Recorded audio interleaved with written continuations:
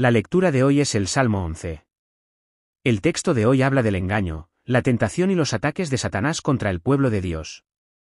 También habla de cómo debe actuar el pueblo de Dios cuando la obra de Satanás alcanza su máximo esplendor. También habla del final contrastante de los malvados que se convierten en siervos de Satanás y el final del pueblo de Dios que, a pesar de sus pecados, permanece fiel hasta el final y confía únicamente en el Señor Dios. Entonces, ¿qué dice? Hoy examinaremos esto y compartiremos la gracia. Primero, el texto de hoy habla del engaño, la tentación y los ataques de Satanás contra el pueblo de Dios. El texto de hoy, Salmo 11, 1-2, dice: En el Señor he puesto mi confianza, como puedes decirme, huye como un pájaro a tu monte. Los malvados tensan sus arcos, ponen sus saetas en la cuerda, disparando desde la oscuridad contra los rectos de corazón. Me refugié en el Señor, como me dices, huye como un pájaro a tu monte. Aquí, la palabra tú se refiere a Satanás y a las fuerzas que lo persiguen y lo siguen. Por ejemplo, podría referirse a Satanás y sus fuerzas, así como a personas cercanas a nosotros, amigos, familiares, padres, esposos, hijos, etc., que se han convertido en sus herramientas. Además, tus montes simbolizan cosas que nos parecen muy fiables y dignas de confianza, cosas en las que realmente podemos confiar. Por ejemplo, podría referirse a nuestras habilidades humanas, autoridad, conocimiento, sabiduría, dinero, padres, armas o el ejército. En otras palabras, este pasaje nos dice cómo Satanás y sus fuerzas obran en nuestras vidas. ¿Cómo obran? Primero, al referirnos al texto de hoy, vemos que Satanás busca secretamente al pueblo de Dios, a quienes sufren y soportan dificultades, para engañarlos y tentarlos. Oye, ¿acaso confiar en Dios resolverá tus problemas? ¿No deberías buscar en cambio a tus padres, dinero, armas y otras cosas por el estilo? Intenta engañarte y tentarte. Esto significa que confiar y apoyarte en Dios no resolverá tus problemas. No, quizás Dios no existe. No, quizás el Dios en el que crees, quien gobierna y gobierna todas las cosas en este mundo y el universo, es una mentira. Por lo tanto, debes huir a tu montaña. Es decir, debes confiar en tus habilidades, tus padres, tus hermanos, dinero, poder, armas, etc. Esta historia de Satanás no se limita a este pasaje, también se encuentra en Génesis. En Génesis, capítulos 2 y 3, vemos a Dios creándonos como humanos y diciéndonos: no comas del árbol del conocimiento del bien y del mal, que está en medio del jardín. De lo contrario, si lo haces, ciertamente morirás. Sin embargo, Satanás cambió esta afirmación a: si comes de él, no morirás, y tentó a Adán y Eva para que se desviaran de la palabra de Dios y pecaran. Como resultado, Adán y Eva finalmente pecaron, y a través de este pecado, el pecado entró en la tierra. Además, podemos confirmar que los humanos estamos condenados a la muerte eterna y a caer en el lago de fuego eterno en el infierno. Además, la obra de Satanás no se limita a buscarnos en secreto y susurrarnos. También puede obrar a través de quienes sirven como sus herramientas y canales. Por ejemplo, puede susurrar a través de un esposo, esposa, padres o amigos. Por ejemplo, oye, ¿pueden susurrar, ¿dónde existe Dios? ¿Por qué sigues orando? Oye, el dinero es lo primero. ¿Dios te alimenta? Pueden tentarlo y susurrar: oye, sería mejor faltar a la iglesia esta semana y salir a divertirnos. Oye, vamos a la iglesia todos los días. Así podremos ir la próxima vez. Además, en el Nuevo Testamento, vemos a Pedro intentar detener a Jesús cuando estaba a punto de ir a la cruz para derramar su sangre y morir. Jesús, no puedes hacer eso. Jesús nunca debe morir. Agarró a Pedro de la manga y lo detuvo. En respuesta, vemos a Jesús reprender a Satanás, quien obraba tras Pedro. Fuera de aquí, Satanás. De esta manera, Satanás también puede obrar a través de quienes le sirven de herramientas y conductos. ¿Y cómo opera y actúa Satanás? Los malvados tensan sus arcos, preparan sus flechas para disparar desde la oscuridad contra los rectos de corazón. Aquí, los malvados se refiere a quienes se han convertido en instrumentos de Satanás, a quienes se han unido a él. Además, los rectos de corazón se refiere al pueblo de nuestro Dios. Además, preparan sus arcos, preparan sus flechas. Se refiere a todas las artimañas y artimañas que los malvados emplean para dañar y matar al pueblo de nuestro Dios. En otras palabras, este versículo muestra que la obra de Satanás no se limita a él mismo, sino que también puede llevarse a cabo a través de quienes se han convertido en sus siervos e instrumentos. En otras palabras, esta obra de Satanás puede estar acechando detrás de todas las malas acciones que realizamos los humanos al margen de Dios. Además, si persigue, amenaza y obstaculiza al pueblo de Dios, entonces esta obra de Satanás sin duda puede estar oculta en su interior. En cualquier caso, el texto de hoy nos dice que mientras nosotros, el pueblo de Dios, vivamos en esta tierra, podemos enfrentar muchas dificultades y tribulaciones debido a la obra de Satanás. En segundo lugar, el texto de hoy habla de cómo debe actuar el pueblo de Dios cuando estas fuerzas satánicas alcanzan su máximo esplendor. Primero, nos exhorta a mantener nuestra fe y confiar únicamente en el Señor Dios. El texto de hoy, Salmo 11, 3-4, dice: ¿Qué puede hacer el justo cuando se destruyen los cimientos? El Señor está en su santo templo, su trono está en el cielo. Sus ojos ven, sus párpados examinan a los hijos de los hombres. ¿Qué puede hacer el justo cuando se destruyen los cimientos? Aquí, la palabra cimiento significa cimiento o base. Se refiere al cimiento o cimiento que solidifica el terreno al construir una casa o edificio, permitiendo que se construya. Quizás, si una casa se construyera sin este cimiento, no podría sostenerse, e incluso si lo hiciera, se derrumbaría rápidamente. Por lo tanto, al construir una casa, los cimientos son muy importantes. Lo mismo puede decirse de nuestra fe. Nuestra fe también solo puede edificarse y mantenerse si este fundamento está firmemente establecido. Entonces, ¿cuál es este fundamento en nuestra fe? Este fundamento no es otro que la fe en Jehová Dios. ¿No es cierto? Sin esta fe, nuestra fe no puede establecerse ni mantenerse. Esto también es cierto en el texto de hoy. Aquí también, este fundamento simboliza la fe del pueblo de Dios en Jehová Dios. En otras palabras, este pasaje es una pregunta retórica: ¿qué sucedería si la fe del pueblo de Dios en Jehová Dios se desmoronara, o en otras palabras, si la perdieran? También es como preguntar, si el pueblo de Dios perdiera su fe, ¿cómo podría ser llamado pueblo de Dios? Por supuesto, esta expresión enfatiza la respuesta esperada, no la respuesta esperada. Entonces, ¿cuál es la respuesta? Es decir, es imposible que el pueblo de Dios pierda la fe en Jehová Dios. De hecho, si perdieran esa fe, ni siquiera podrían llamarse pueblo de Dios. Por lo tanto, el pueblo de Dios debe mantener su fe hasta el final y confiar únicamente en Dios, sin importar las circunstancias, el engaño, la tentación, la interferencia o los ataques de Satanás. Entonces, ¿qué clase de fe es esta? El Señor está en su santo templo. Primero, significa creer que Dios existe.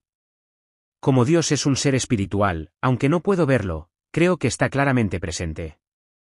Además, significa creer que Dios me ama tanto que envió a su único Hijo para salvarme de la destrucción eterna, derramando su sangre en la cruz para perdonar todos mis pecados y hacerme su pueblo.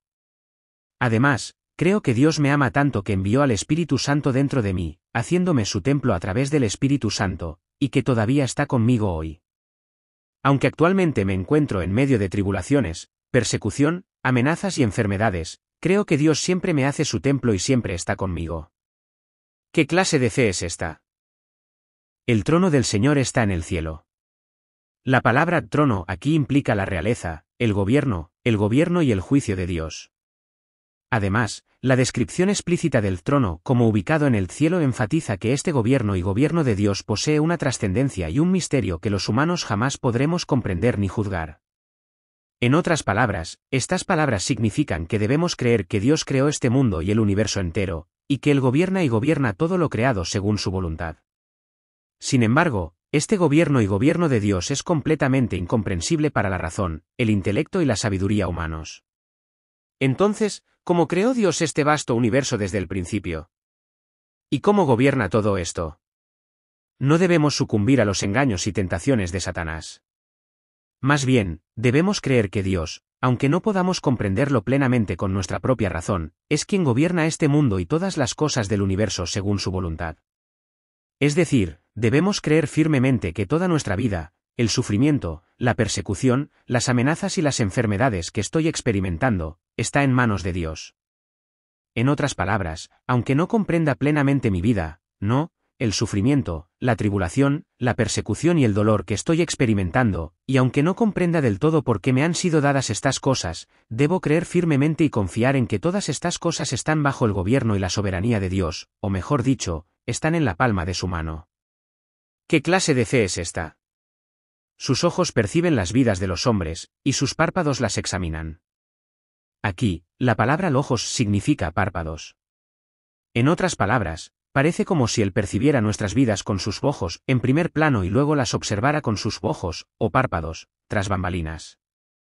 ¿Qué significa esto y qué diferencia supone? Normalmente, cuando las personas atraviesan alguna dificultad o sufrimiento, recurren a Dios y se aferran a Él una y otra vez. Sin embargo, si Dios no responde a sus oraciones, rápidamente se desilusionan y son propensas a dudar. Es fácil dudar, pensando, oh, ¿de verdad existe Dios?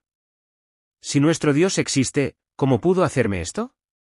Esto es especialmente cierto para los creyentes más jóvenes que se unen a la Iglesia o para aquellos cuya fe aún no está firmemente establecida. Además, las fuerzas de Satanás no dejarán en paz a estas personas, sino que se acercarán constantemente a ellas, engañándolas y tentándolas. Miren. ¿Dónde está Dios? ¿No deberían ustedes también huir a su montaña como esas aves? Sin embargo, a pesar de estas tentaciones y engaños satánicos, Dios, como siempre, es quien observa y vela por nuestras vidas. Así como estos párpados parpadean, Dios nunca duerme, nunca aparta la mirada, sino que siempre, constantemente observa nuestras vidas. Él observa y conoce todo, nuestros corazones, emociones, pensamientos, creencias, nuestra sinceridad, e incluso los pensamientos, sentimientos, palabras y acciones de los malvados. Por lo tanto, el pueblo de Dios debe confiar únicamente en Dios, sin importar la tribulación, la amenaza, el dolor o la enfermedad que enfrente. De hecho, sin importar los engaños, las tentaciones, los obstáculos o los ataques de Satanás, deben mantener su fe hasta el final y confiar únicamente en Dios. Actuar así es ser el verdadero pueblo de Dios y tener una fe verdadera. Finalmente, se habla de los resultados contrastantes de quienes se convierten en siervos de Satanás y de quienes mantienen su fe hasta el final y confían únicamente en el Señor Dios. El texto de hoy, Salmo 11, 5-7, dice: El Señor prueba al justo, pero su alma aborrece al malvado, al que ama la violencia. Hará llover una red sobre los malvados, fuego y azufre, un viento abrasador, será la porción de su copa. El Señor es justo, ama la justicia, los rectos verán su rostro. El Señor prueba al justo, pero su alma aborrece al malvado, al que ama la violencia. Aquí, las palabras prueba y aborrece se usan en un sentido opuesto.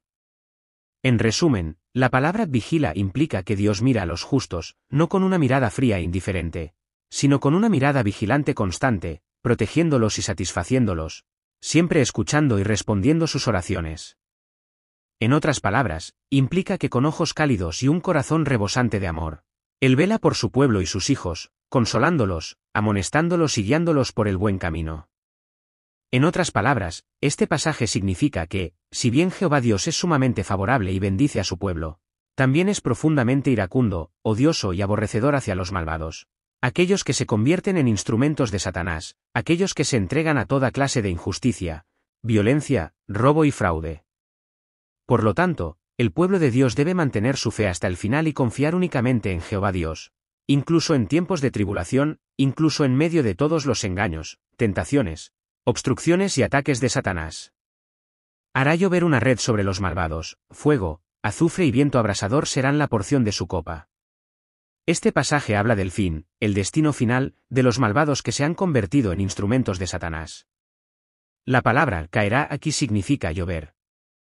En otras palabras, este pasaje nos dice que Dios juzgará a los malvados que se han convertido en instrumentos de Satanás, juzgándolos a fondo, como un cazador que atrapa un pájaro o como la lluvia que cae del cielo. ¿Qué opinas? Si lloviera a cántaros, ¿podría alguien evitarlo? Probablemente nadie podría pasar por esa lluvia torrencial sin mojarse. De lo contrario, si lloviera a cántaros, todos quedarían inevitablemente empapados. De igual manera, Dios hará llover su red de juicio desde el cielo, como un cazador que atrapa pájaros, para destruir y juzgar completamente a todos los malvados, sin dejar a nadie atrás. Podrías pensar, quizás omitirá accidentalmente a alguien y lo juzgará. Pero eso nunca sucederá. Al contrario, Él juzgará a fondo a todos los que no creen en los méritos de la sangre de Jesucristo. De hecho, esta es la naturaleza misma de nuestro Dios. Además, la copa simboliza el fin de los malvados, es decir, el resultado del juicio de Dios.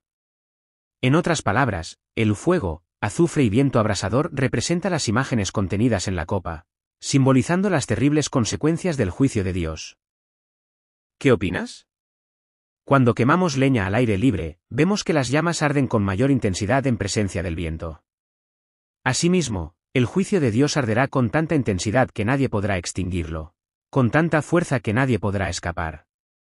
No, quizás esto alude a las consecuencias de un juicio tan terriblemente catastrófico como el fuego, el azufre y el viento abrasador que descendió sobre Sodoma y Gomorra. Dios sin duda juzgará a estos malvados, y los juzgará tan exhaustivamente como lo hizo en Sodoma y Gomorra. Al mismo tiempo, este pasaje también puede interpretarse como un juicio escatológico. Es decir, al final de este mundo, Dios juzgará a los malvados que se han convertido en siervos de Satanás, al igual que este fuego, azufre y viento abrasador. En otras palabras, Satanás y los malvados que se han convertido en sus siervos serán juzgados por Dios y arrojados al lago de fuego eterno. Porque el Señor es justo, ama la justicia, los rectos contemplarán su rostro. Pero ¿cuál será el fin para nosotros, el pueblo de Dios? Aquí, justicia significa vivir creyendo que Dios existe, creyendo en su gobierno y juicio, y obedeciendo su palabra. Es decir, al creer en los méritos de la sangre de Jesucristo, su único Hijo, enviado por Dios, somos limpiados de todo pecado y nos convertimos en el pueblo de Dios, sus hijos, viviendo vidas alabando y exaltando a Dios. En otras palabras, Dios es un ser que se deleita y ama profundamente a quienes viven de esta manera. De hecho, cuando Dios ve a quienes viven de esta manera, se levanta de su trono y se regocija con alegría y deleite. Por lo tanto, los rectos, los justos, en otras palabras, el pueblo de Dios, verán el rostro de Dios. Aquí, el término rostro es una expresión antropomórfica que abarca la gracia, el favor, la protección, el cuidado, la plenitud, la guía y la presencia de Dios. Es como si Dios fuera un ser humano. Por lo tanto, la frase "el pueblo de nuestro Dios verá su rostro" significa que Dios otorgará abundante gracia, amor y favor a su pueblo, y que los protegerá, cuidará, los llenará y estará con ellos. Al mismo tiempo, este versículo también tiene un significado escatológico. Es decir, el pueblo de nuestro Dios escapará del juicio divino al final de los tiempos y entrará en el reino eterno de los cielos. Una vez allí, estarán con Dios para siempre en ese reino, y vivirán cara a cara, en comunión con Él, viviendo para siempre. Por lo tanto, el pueblo de nuestro Dios debe mantener su fe hasta el final, confiando únicamente en Jehová Dios, sin importar las tentaciones, distracciones o ataques que Satanás pueda enfrentar. Si se destruyen los cimientos, ¿qué pueden hacer los justos? Dios. Gracias. Gracias. Te amo. Mientras vivamos en esta tierra, sin importar las tentaciones y engaños que Satanás pueda enfrentar, bendícenos para que podamos mantener nuestra fe, confiar únicamente en ti y alcanzar la victoria. Te bendigo y oro en el nombre de Jesús. Amén. Si quieres saber más, suscríbete.